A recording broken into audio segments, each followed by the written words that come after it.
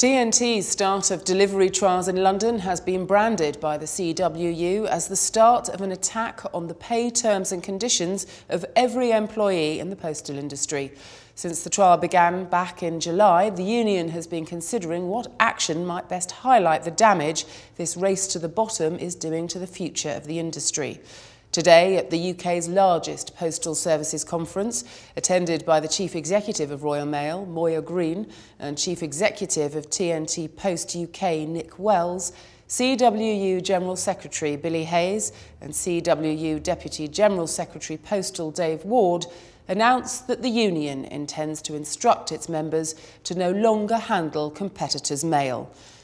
The union said the TNT delivery trial was the opening shot in the battleground of the future and that pressures on members and the company in the workplace were the direct result of successive governments' attempts to privatise Royal Mail. It's gone very well.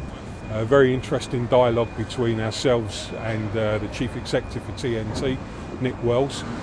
We challenged Nick on the way that they're approaching competition. He said that we're being quite hostile towards their company, but I think our members will understand that this is a time where we really do have to stand up against the way that unfair competition is working. What's important here is that the members recognise that this next step of competition, end to end, where they'll actually be out delivering on the streets, as Nick Wells puts it, putting orange posties on the streets, is a serious threat to the universal service. We can't take this lying down. We do have to now get the members behind our position. One of the things that I put to Nick Wells today is, there are not 20,000 new jobs that he's creating. He plays a big part in saying that we're creating new jobs for the British economy.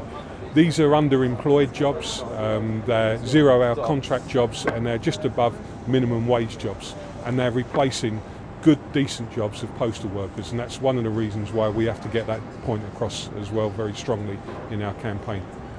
We made an effective contribution. Dave Ward spoke, he spoke very well. I questioned Nick Wells about surcharges, and so it was a very effective intervention by the CWU. And as we go on to Parliament this week, we're going to make sure that the universal service is the talking point. The regulator has played this debate down the middle. You'd expect the regulator to do that. The regulator has said to us that they still are prepared to engage with the union. But we've got concerns. We put the question to the regulator, how can they reconcile their position of actually doing nothing about end-to-end competition and saying at the same time that they're protecting the universal service. These things do not add up, and we're going to continue to press these issues in the coming weeks and months as we develop our campaign. This Thursday we'll be introducing an early day motion in Parliament, in the House of Commons, and we'll be asking MPs to sign it. And we're going to put the universal service right on the map. We're going to defend Britain's postal services and put this issue right up front as an issue that needs to be addressed. We've already seen in the papers today that our story about what the boycott, and I'm convinced on Thursday we'll have a big turnout.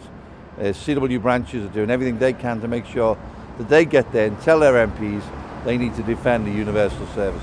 We know that our members have got concerns about the way that change is being introduced. But we want to make sure that we connect their concerns in the workplace with the real debate about the future of the UK postal services. This is still an industry that's worth fighting for, and we want to make sure that we're in there fighting for the universal postal service and for decent postal jobs.